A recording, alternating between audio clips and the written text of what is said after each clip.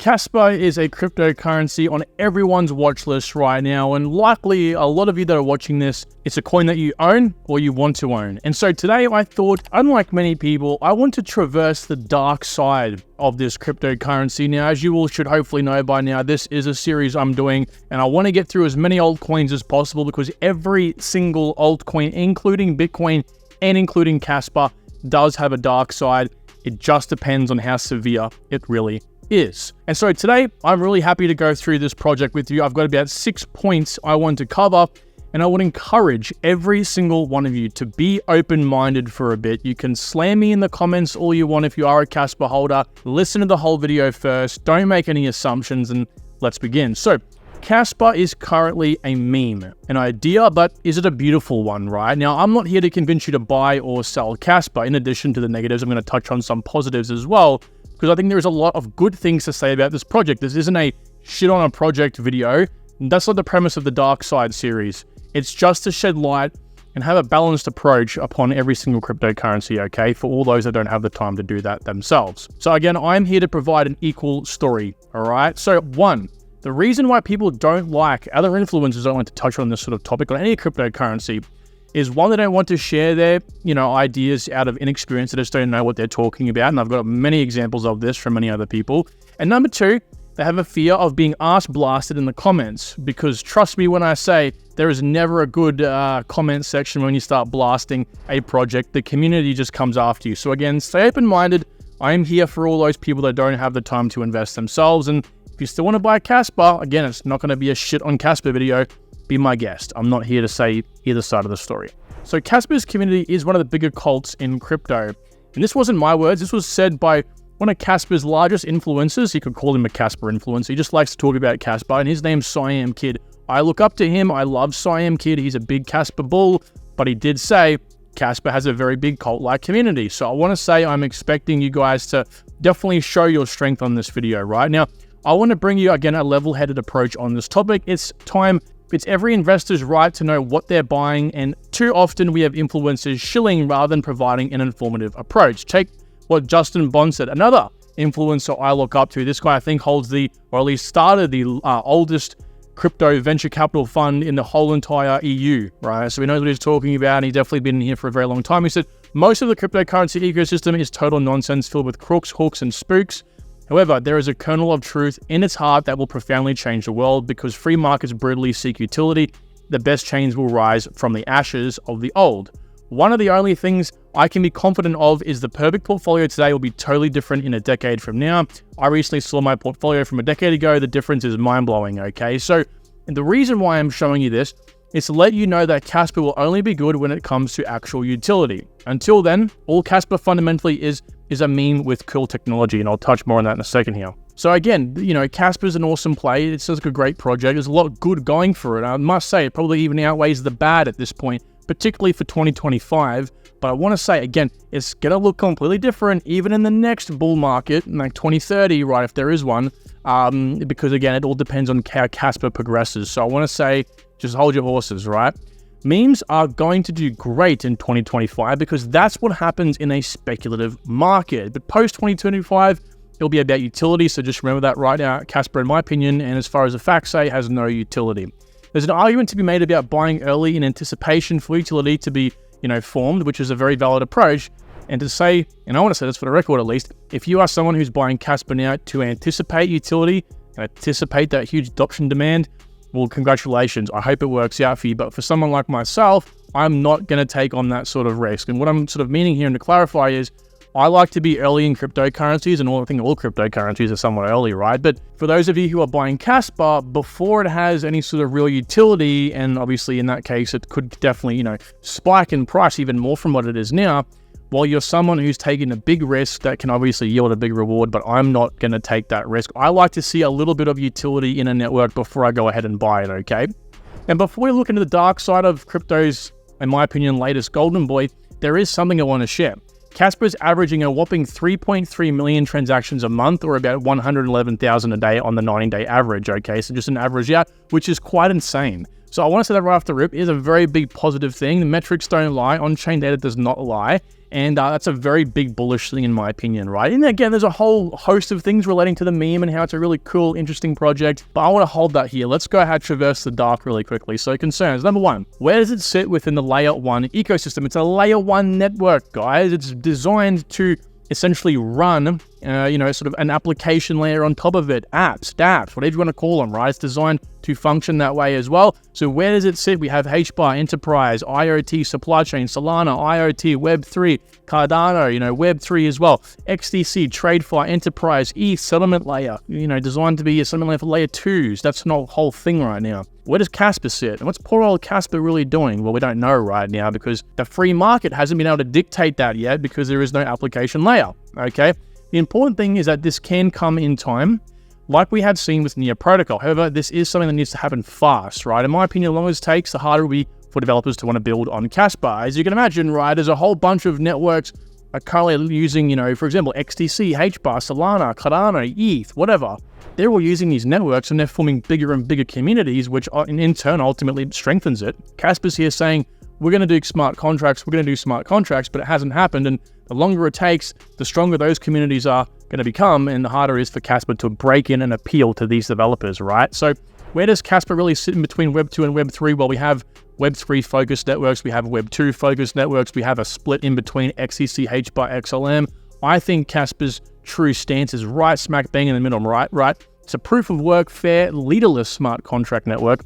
At least smart contract. We're going to put this in quotations or at least blank this out because it hasn't happened yet. Until it happens, we can't confidently say it will. This, in my opinion, could be a true crypto altcoin, right? Seeing as the characteristics of what people in crypto stand for. So yes, these ones all essentially are, guess what? Proof of stake. This is a true leaderless fair network. So that's a big selling point. And in my opinion, the really only big selling point of Casper behind its awesome tech, and it's got awesome tech. The block DAG system is fantastic.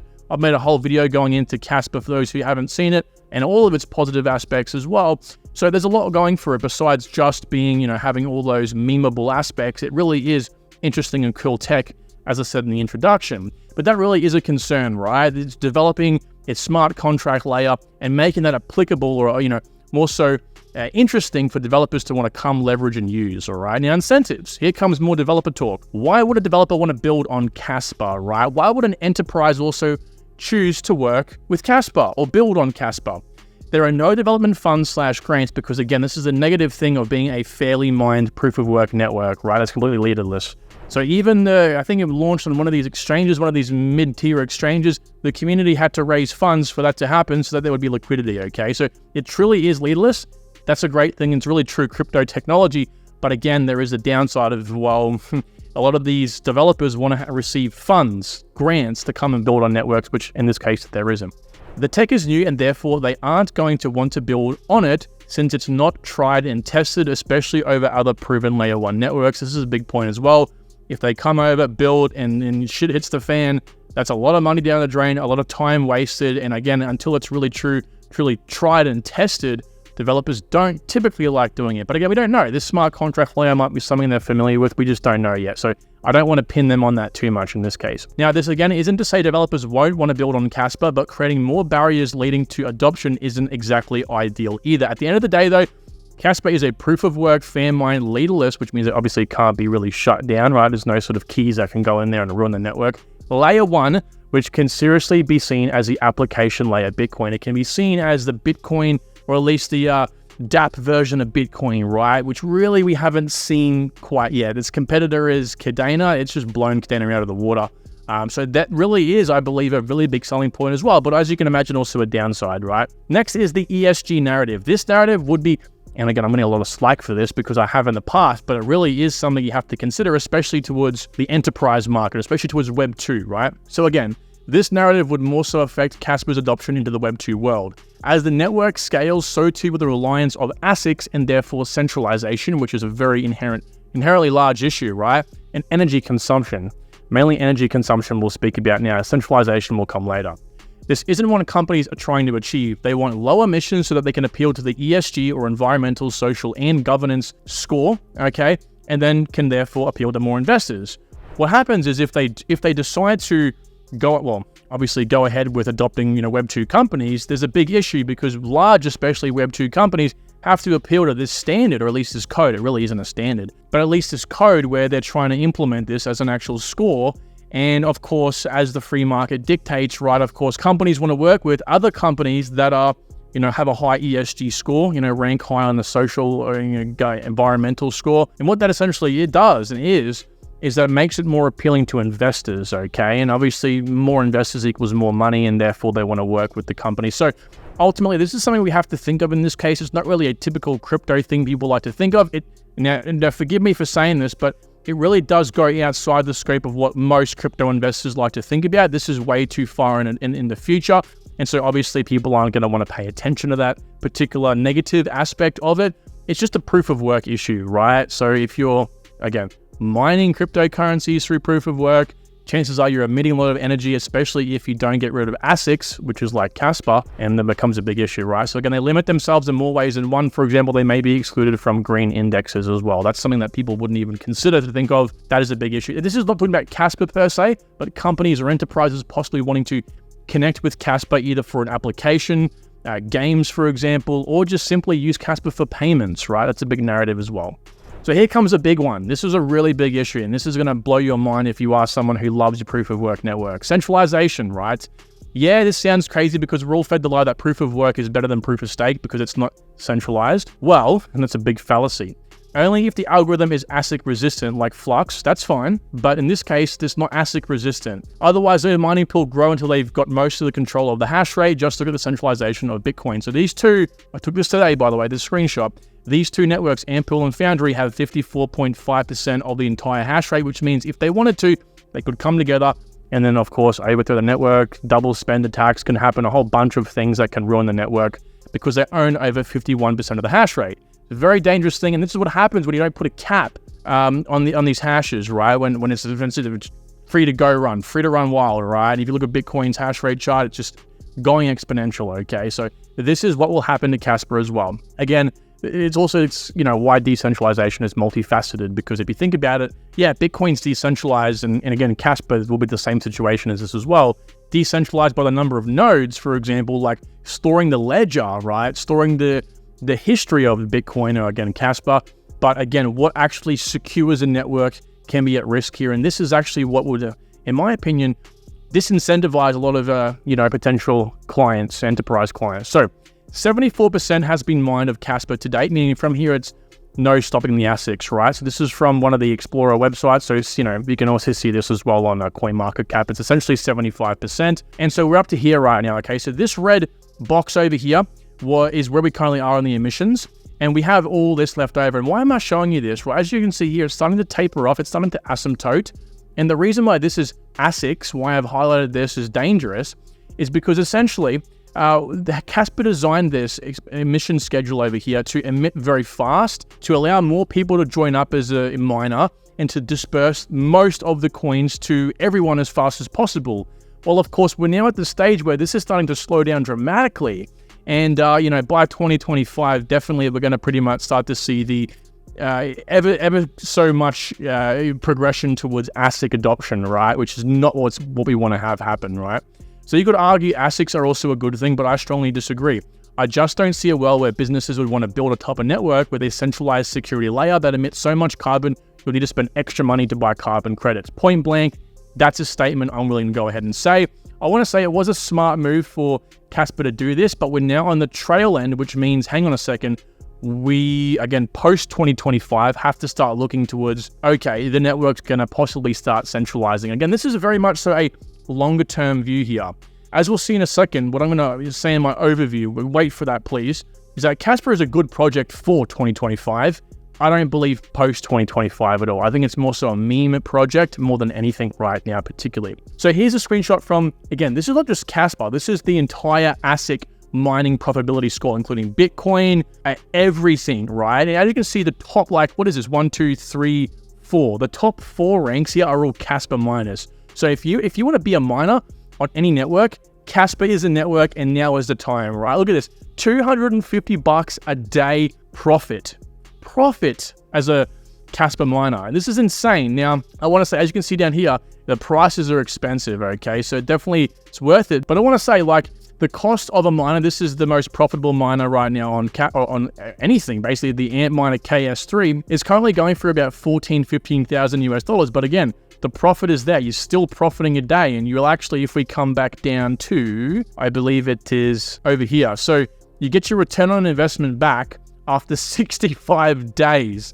Like, what even the hell is that? That's insane. Plus, you can buy it from a Canadian source as well, so it's a lot safer. It's insane. So it's definitely there, right? You're definitely profitable, even through electricity costs, if you work that out. So, I mean, guys, like, it's really insane. That's a big benefit, of course. You can see here's some other options as well. These miners aren't as powerful. You want to get the KS3, in my opinion, but either way, I mean, of course, you're still going to be highly profitable with a Casper miner. So that's a big tick. Now, the other thing I want to talk about here is developers, right? The smart contract ecosystem. So this is what's called the layer 1 flywheel. And this kind of is the flywheel that depicts a successful, layer 1 network. And in my opinion, Casper ticks all these boxes. There's a green cross for these because it doesn't need investors. But we are at the stage right now of third-party developers coming in. And obviously, there's a cross right now because this is where we are for Casper. This is where we're currently stuck.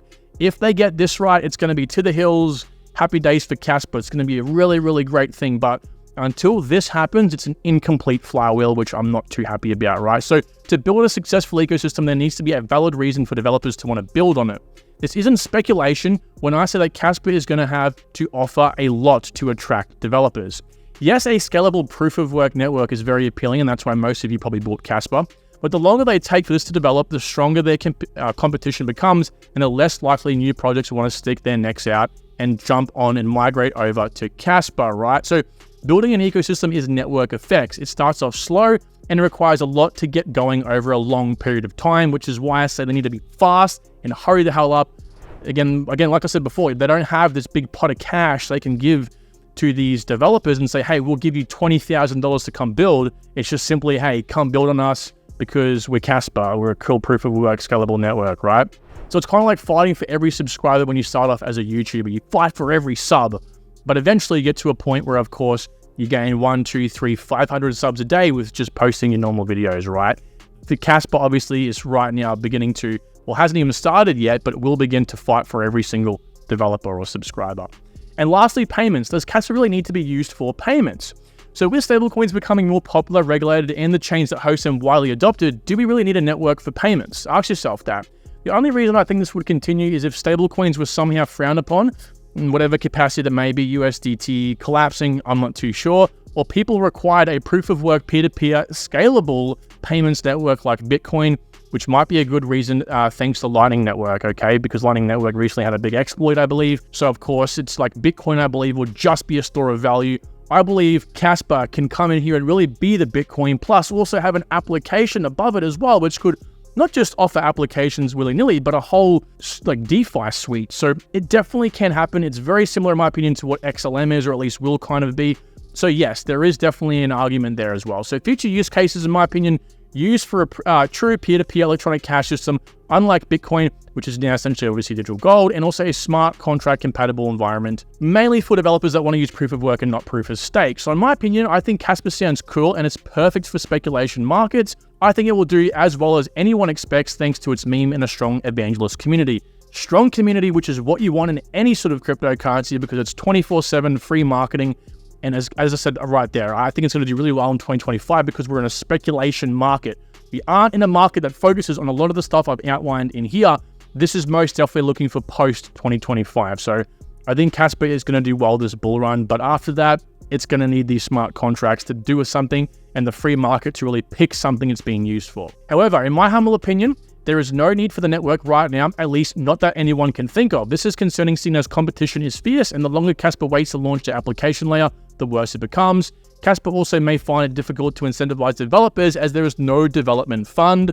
It's the one thing to create a protocol, which is very hard to do, but it's another thing to establish the ecosystem. That's a whole different thing on itself. It's marketing, right? So I am also really concerned with the mining algorithm and that it isn't ASIC resistant, which will centralize the security over time. Another issue I have overall is that it's proof of work. Now, while this instills Nakamoto's idea of a leaderless economy / protocol, it doesn't align with many narratives that dApps and enterprises are looking for, at least in my opinion, okay? So, my opinion, I am a proof of stake guy though. I do prefer proof of stake and I don't want to get into that debate today. I'm happy to do it on my live streams. I'll be starting up again soon. But needless to say, that's my 2 cents on Casper. Again, I think 2025 green light, don't stress.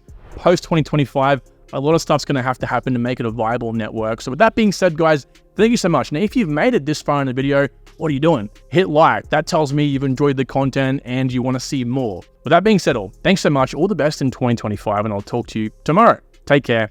Bye.